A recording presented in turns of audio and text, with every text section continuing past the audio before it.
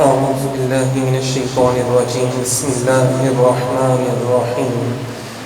إياك نعبد وإياك نستعين. صدق الله مولانا العظيم. إن الله وملائكته يصلون على النبي يا أيها الذين آمنوا صلوا عليه وسلموا تسليما. محبت سے پڑھیے گا. الصلاۃ والسلام علیک یا سیدی یا رسول اللہ وعلی آلک واصحابک یا حبیب اللہ. الصلاۃ والسلام علیک یا سیدی یا رسول اللہ وعلی آلک واصحابک یا رحمۃ للعالمین یا خاتم النبیین یا شفیع المذنبین یا جد حسن والحسین. سامنے محترم، جیسے کہ آپ سب کو معلوم ہے، ماشاءاللہ سے ہر جمعرات کو ادارہ جان حق میں محفل پاک کا انعقاد کیا جاتا ہے اور پھر کسی ایک نہ ایک موضوع پہ ماشاءاللہ سے باقاعدہ بیان کیا جاتا ہے.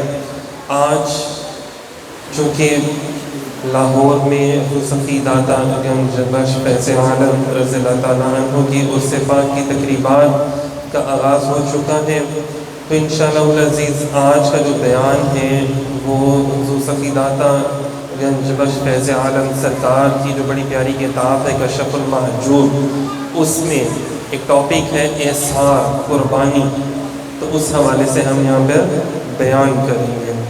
سامعین محترم، صوفیہ کرام، اللہ والے، انعام یافتہ لوگ یہ قرآن پر عمل کر کر ہی اللہ والے بنتے ہیں. قرآن پر عمل کر کے ہی یہ انعام یافتہ بنتے ہیں. قرآن پر عمل کر کے ہی یہ حضور کے غلام بنتے ہیں. علامہ اقبال رحمۃ اللہ علیہ فرماتے ہیں کہ داتا حضور وہ ہستی ہیں کہ جنہوں نے ساری عمر نبی پاک صلی اللہ علیہ وسلم کی محبت کا درس دیا اور لوگوں کے سینوں کو نبی پاک صلی اللہ علیہ وسلم کی محبت کے نور سے منور فرمایا. نہ صرف بلکہ آج 1000 سال گزرنے کے باوجود بھی یہ سلسلہ ماشاءاللہ سے جاری و ساری ہے. آج بھی سرکار اپنا تصرف فرماتے ہوئے ہزاروں لاکھوں جو عاشق آتے ہیں ان کو میرے نبی کا غلام بناتے ہیں. آج بھی عطا فرماتے ہیں. دیکھنے والے جو ہیں وہ دیکھتے ہیں، سننے والے جو ہیں وہ سنتے بھی ہیں ماشاءاللہ سے. سامعین محترم، داتا گنج بخش فیض عالم سرکار رحمۃ اللہ علیہ نے اپنی پیاری سی کتاب لکھی کشف المحجوب. مطلب کیا ہے اس کا؟ دیکھیں کہ پردے کو اٹھا دینا، بہت سے رازوں سے پردے کو اٹھا دینا. تو ہم نے بہت سی ایسی باتیں جو قرآن پاک میں ہیں، جو بہت سی ایسی باتیں جو عام ذہن جو اسے قبول نہیں کر پا رہے تھے، بہت سی ایسی باتیں جو احادیث کی ہیں، تو ان کو باقاعدہ مثالیں دے کے جو ہے ان کو واضح کیا. اگر میں یہ کہوں کہ آپ نے اس کی تفسیر بیان کی تو وہ غلط اور بے جا نہ ہوگا. آج دیکھیں ایسے بھی ولی ہیں موجودہ دور میں دیکھا جائے کہ جن کو صحیح قرآن پڑھنا نہیں آتا اور وہ اپنے آپ کو داتا حضور کا ملنگ بھی کہہ رہے ہوتے ہیں، لیکن داتا حضور کی بارگاہ میں جاتے ہیں. جب آپ نے کتاب لکھی اس کا پہلا چیپٹر ہی لکھا علم کی فضیلت کے اوپر، تو جو داتا حضور کو مانتے ہیں وہ علم سے بھی کوسوں دور ہوتے ہیں. اور خود داتا حضور کی بات دیکھیں تو آپ نے تو خود لوگوں کو علم سکھایا اور اپنی کتاب میں پہلا باب بھی علم کا ہی باندھا. اور اس کے بعد جو ایک صوفی بننے کے لیے بڑی ضروری باتیں ہیں وہ بھی ساری آپ نے ماشاءاللہ سے بیان فرمائی. آپ فرماتے ہیں اللہ تعالیٰ کا ارشاد ہے قرآن پاک میں جو فرمان ہے نا سورہ حشر میں آیت نمبر 9 میں فرماتے ہیں احسار کرتے ہیں اگرچہ اس کے خود حاجت مند ہوتے ہیں. داتا حضور نے یہاں پہ صحابہ کرام کے کچھ واقعات جو ہیں وہ بیان فرمائے ہیں کہ ایک صوفی میں بلکہ ایک بندہ مومن میں کیا شان ہونی چاہیے. وہ شان جو صحابہ کرام میں تو موجود تھی لیکن آج کہیں ہمارے اندر سے وہ گم ہو چکی ہے. تو ہم نے ان چیزوں کو دیکھنا ہے. سامعین محترم، ہمارے لوگ کہتے ہیں ہم بھی بڑی عبادتیں کرتے ہیں، اثر کوئی نہیں ہوتا، اثر کچھ نہیں ہوتا، کوئی فرق نہیں پڑتا. ہماری عبادتیں تو ہیں لیکن ہمارے عمل کردار وہ ہمارے صحابہ کرام جیسے نہیں ہیں. ہمارے جو کردار ہیں وہ صحابہ کرام کی طرح کے بالکل بھی نہیں ہیں. سامعین محترم، کردار ذرا چیک کریں. حضرت مولا علی شیر خدا رضی اللہ تعالیٰ عنہ کو نبی پاک صلی اللہ علیہ وسلم نے اپنے بستر مبارک پہ لٹایا، فرمایا کہ اے علی سب کی امانتیں دے کر پھر تم بھی چلے آنا۔ اب دیکھیں وہاں پہ آسمانوں پر اللہ تبارک و تعالیٰ نے کس کو کہا؟ جبرائیل اور میکائیل کو کہا کہ میں نے تم دونوں کے درمیان برادری قائم کی ہے، بڑا بھائی چارہ قائم کیا ہے، تو تم کیا کسی کے لیے اپنی جان قربان کر سکتے ہو؟ فرشتوں کے اندر یہ چیز نہیں ہوتی نا جان قربان کرنے والی، تو نور سے بننے ہوئی انسان کا خاصہ انہوں نے کہا کہ اللہ پاک جی ہم کیسے کر سکتے ہیں ایک دوسرے کے لیے جان قربان؟ لیکن اب یہ واقعہ پیش آیا تو فرمایا دیکھو میرا علی وہ میرے اپنے نبی کے لیے اپنی جان قربان کر رہا ہے، حالانکہ پتہ تھا کہ وہ لوگ سرکار دو عالم علیہ السلام کو نقصان پہنچانے کے لیے ہیں، جب وہ اندر آئیں گے تو انہوں نے تو دیکھنا بھی نہیں ہے اور سیدھا تلواروں کے وار کر دینے، تو جناب صاحب موت تو برحق ہے وہ تو آ جانی ہے اس سے ٹائم ہی، مطلب کنفرم موت جسے کہتے ہیں۔ لیکن اس کے باوجود بھی یہ دیکھیں محبت کا عالم، محبت بھی بڑا چھوٹا سا لفظ ہے، عشق ہے، یہ اثار ہے، یہ قربانی کا جذبہ کہ سب کچھ ہی آپ پہ یا رسول اللہ سب کچھ تن من دھن سب کچھ لٹا دینے کا یہ جو اثار ہے، یہ قربانی کا جذبہ دیکھیں، چیک کریں ذرا کہ وہاں پر لیٹ گئے تو وہاں پہ دیکھیں جبرائیل اور میکائیل دونوں کو اللہ تعالیٰ نے ان کی حفاظت کے لیے بھیجا کہ جاؤ، اور وہ دونوں فخر کر رہے ہیں کہ اے علی کیا شان ہے آپ کی کہ آپ اپنے نبی کی ذات کے اوپر اپنی جان کو بھی آپ نے پرواہ نہیں کیا اور یہاں پہ آپ قربانی دینے کے لیے کھڑے ہو گئے۔ آپ کون ہیں؟ امام الاولیاء، داتا حضور فرما رہے ہیں ولیوں کے امام کی یہ شان ہے کہ وہ اپنی جان کی قربان کر رہا ہے اپنے نبی کی حرمت پر، تو وہ ولی ہوتا ہے، اندازہ کریں۔ پھر آسمان سے فرشتے بھی اس کی تعریف کر رہے ہوتے ہیں اور قرآن پاک میں بھی پھر نازل ہو جاتا ہے کہ کچھ لوگ وہ ہیں جو اپنی جان کو فروخت کرتے ہیں اللہ کی رضا حاصل کرنے کے لیے، مطلب اپنی جان بھی بیچ دیتے ہیں۔ یہ وہ بازار ہے، بازار مصطفیٰ کے جہاں پہ بڑے بڑے لوگوں نے اپنی جانوں کا نذرانہ پیش کر دیا ہے۔ تو مطلب ہمیں ایک بتایا جا رہا ہے کہ نبی پاک صلی اللہ علیہ وسلم سے محبت ایسے ہوگی تو پھر اللہ پاک تمہارے لیے آسمان سے فرشتے بھی نازل کرے گا، تمہاری مشکلیں بھی ساری آسانیوں میں اللہ پاک بدل دے گا۔ سامعین محترم آگے چلتے ہیں، فرماتے ہیں غزوہ احد میں کیا ہوا؟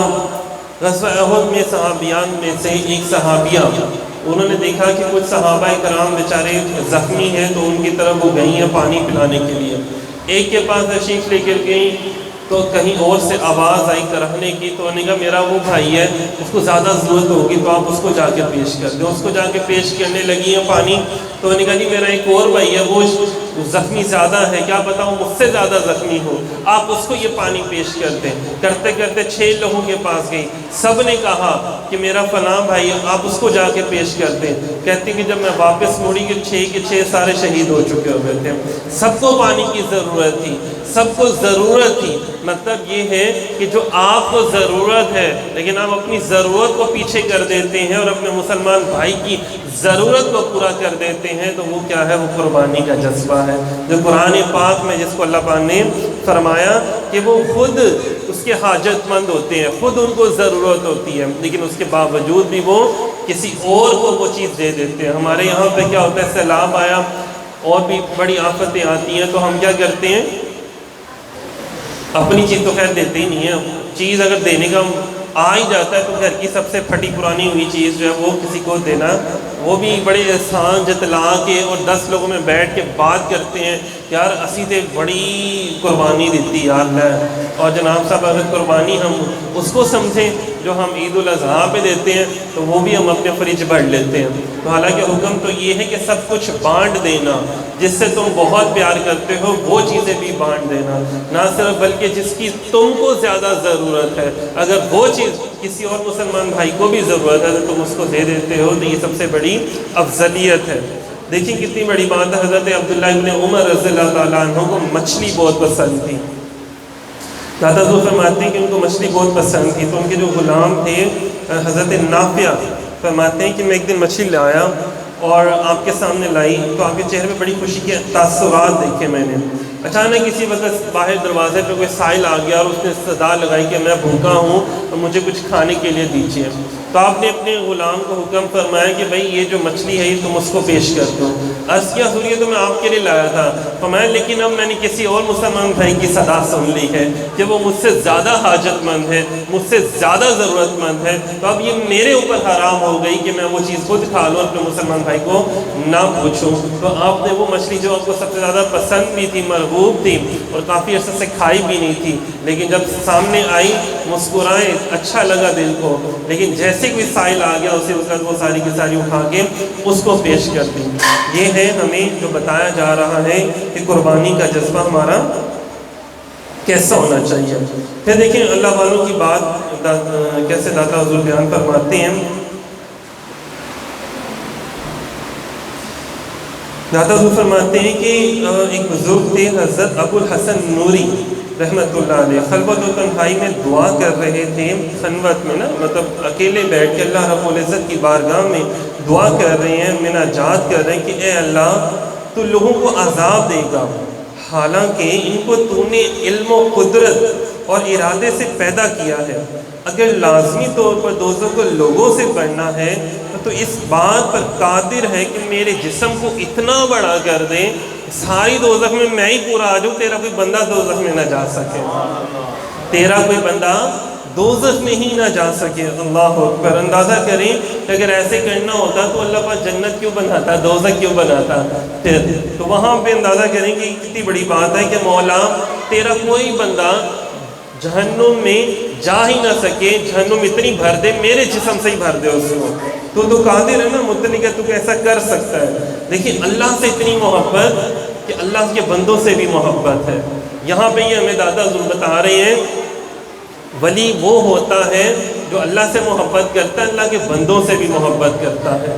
آج ہمارے لوگ نیک ہونے کا دعویٰ کرتے ہیں, 5 وقت نمازی ہونے کا دعویٰ کرتے ہیں, حاجی ہونے کا دعویٰ کرتے ہیں, لیکن جب ان کا رویے اپنے بہن بھائیوں سے, ماں باپ سے, بیوی بچوں سے دیکھے جائیں تو وہ بالکل بھی اچھے نہیں ہوتے, انتہائی ظالمانہ ہوتے ہیں. اور عوام الناس کے ساتھ جو ان کے رویے ہوتے ہیں یا جو ان کے اندر کام کر رہے ہیں ان کے ساتھ جو ان کے رویے ہوتے ہیں نہایت جاہلانہ, بدتمیزانہ, روکھا پن, مغرور والے ان کے جو معاملات ہوتے ہیں. تو یہاں پہ ہمیں کیا بتایا جا رہا ہے کہ جو اللہ سے محبت کرتا ہے اس کی نشانی یہ ہے کہ وہ اللہ کی مخلوق سے بھی محبت کرتا ہے, اللہ کی بنائی ہوئی ہر شے سے نہ صرف محبت کرتا ہے بلکہ عملی طور پہ محبت ہوتی ہے نا, کہ اس کے لیے سارا کچھ اپنا نچھاور بھی کر دیتا ہے. ہم یہ دعائیں کر رہے ہوتے ہیں مجھے یہ چیز مل جائے, میرے یہ کام اچھے ہو جائیں, میرا فلانا یہ ہو جائے.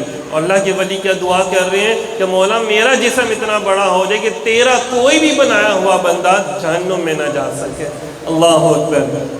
تو دیکھیں کتنی بڑی بات ہے, ان تمام لوگوں کو جنت میں داخل کر دیں. بزرگ فرماتے ہیں حضرت ابو جعفر خلدی رحمۃ اللہ علیہ فرماتے ہیں کہ میں ان کے اس معاملے میں بڑا پریشان ہوا اور سو گیا. خواب میں دیکھا کہ کوئی آنے والا آیا اور کہا کہ اللہ تعالیٰ نے فرمایا ہے کہ ابو الحسن نوری کو کہہ دو کہ میں نے تجھے اس شفقت اور تعظیم کی وجہ سے بخش دیا ہے جو تمہیں میرے اور میرے بندوں کے ساتھ ہے.